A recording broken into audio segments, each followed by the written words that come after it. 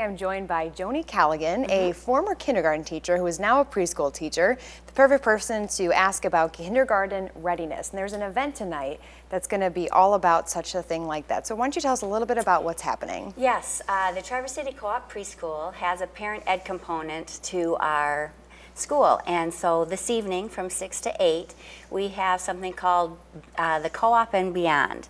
The beyond meaning, you know, at some point your child grows up and is ready for kindergarten.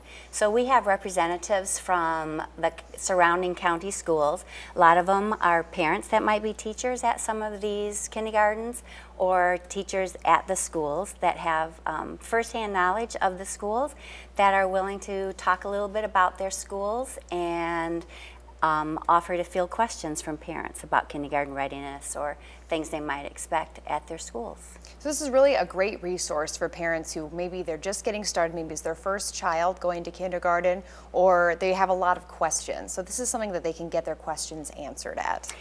Certainly some questions, maybe not specific to their child, but kindergarten readiness is one of the biggest challenges parents face. Am I going to know when my child is ready and whatnot? So we talk a little bit about how the co-op prepares the children for kindergarten, even though we're a play-based preschool, and what kind of things perhaps to look for your child, like the lunchroom. Who would think a lunchroom would be something you would think about for kindergarten readiness? Right. But if a child doesn't know how to repack his own lunch, or to ask a question, or to stand up for himself and say, I have to use the restroom, the lunch can be a pretty stressful place. Really? And so there's ways that you can help your child to get ready for some of these challenges that you wouldn't even think about. Right, and from your point of view, for those parents who think, you know, maybe my child, even though they're getting to the age, maybe around 5,